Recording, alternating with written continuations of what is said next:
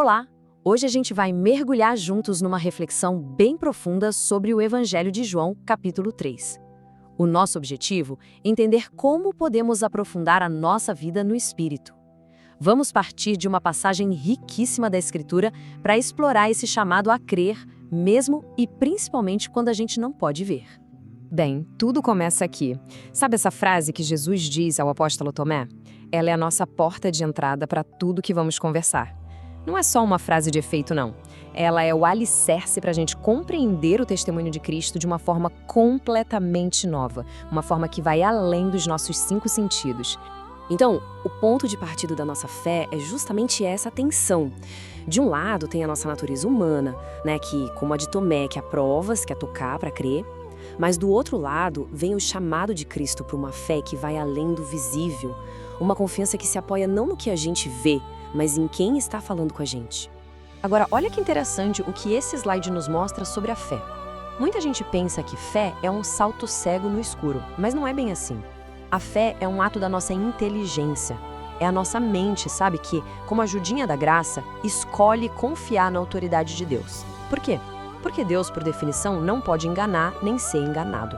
A certeza da fé não vem de uma prova de laboratório, mas da credibilidade da fonte, o próprio Deus. E isso nos leva, sabe, direto para o coração da nossa passagem. Se a nossa fé se apoia na autoridade de quem fala, então a origem de Cristo muda tudo. O Evangelho vai nos mostrar que a autoridade única, suprema das palavras dele vem exatamente da sua origem divina. Ele não é mais um mestre, ele é diferente. Olha só que clara é essa distinção que o Evangelho faz. De um lado, a gente tem os mensageiros da terra. Pensa em João Batista, um homem santo, o maior dos profetas, sem dúvida. Mas o testemunho dele, por mais importante que fosse, era preparatório, limitado pela condição humana dele. Do outro lado, aquele que vem do alto. Cristo não fala de coisas que ele aprendeu ou interpretou. Não, ele fala do que ele viu e ouviu diretamente do Pai. O testemunho dele não é uma opinião, é uma revelação direta. E aqui a gente se depara com uma coisa um tanto trágica, né? A verdade vinda do céu é proclamada, mas encontra corações fechados. Mas por quê? O Evangelho sugere que o problema não está na mensagem, mas em nós, os ouvintes. É o nosso apego às coisas da terra, sabe? É o nosso orgulho de querer entender tudo com a nossa própria régua que impede a gente de acolher com humildade uma verdade que nos ultrapassa. Para aceitar esse testemunho, é preciso um coração humilde, aberto. Agora a gente chega no ponto alto, no pico teológico dessa passagem. A razão pela qual as palavras de Cristo são as palavras de Deus é esta. Ele possui o Espírito Santo não de forma limitada, como um dom, mas em plenitude absoluta, sem medida. Dá uma olhada nessa tabela. Ela deixa tudo muito, muito claro. Os profetas, os santos, eles receberam o Espírito por medida. O que isso quer dizer? Que eles receberam dons específicos para uma missão específica. Um dom de sabedoria aqui, um dom de profecia ali. Mas com Cristo a história é outra. Ele recebe o Espírito sem medida, em plenitude total. Ele não é só um canal da graça. Ele é a própria fonte da graça para toda a humanidade. E isso acontece por causa da sua união perfeita com Deus. E de onde vem esse dom tão pleno, sem medida? A resposta é simples e, ao mesmo tempo, a coisa mais profunda que existe. O amor. O amor infinito que o Pai tem pelo Filho. É porque o Pai ama o Filho que ele entregou tudo em sua mão. E esse tudo inclui a plenitude do Espírito Santo. É a vida da Trindade, esse oceano de amor sendo derramado sobre nós através de Cristo. Então, diante de um presente tão imenso, a bola volta para nós. A nossa resposta a esse testemunho, a esse dom de amor, é uma escolha.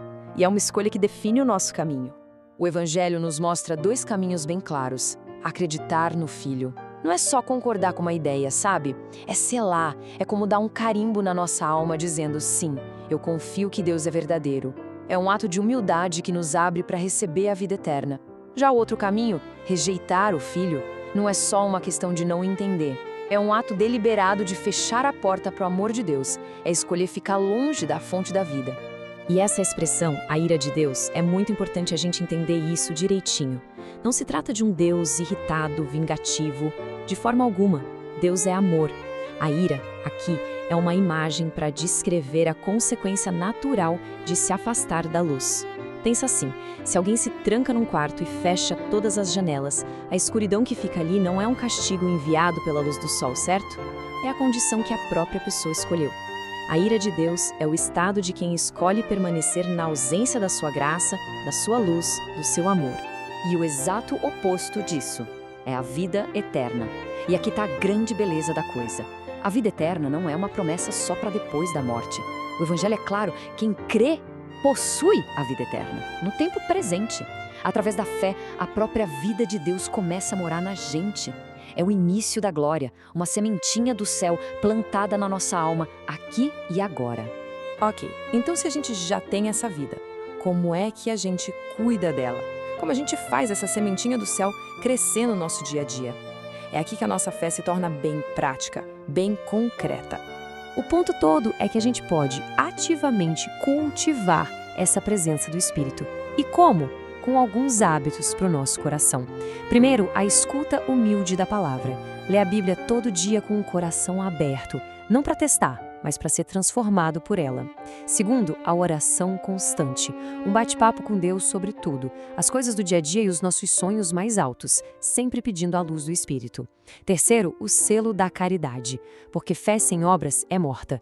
Cada gesto de amor é o Espírito agindo em nós, carimbando a verdade de Deus na nossa vida. E por fim, um breve exame de consciência no final do dia, para a gente reconhecer onde o Espírito agiu e agradecer. E assim a gente termina com uma pergunta, mas uma pergunta que não é sobre o futuro, é sobre o hoje. A fé não serve só para garantir um lugar no céu, ela serve para trazer um pedacinho do céu para a nossa vida agora. Como é que essa consciência de já possuir a vida eterna pode transformar o jeito de viver, de amar, de enfrentar cada momento do presente? Fica aí a reflexão.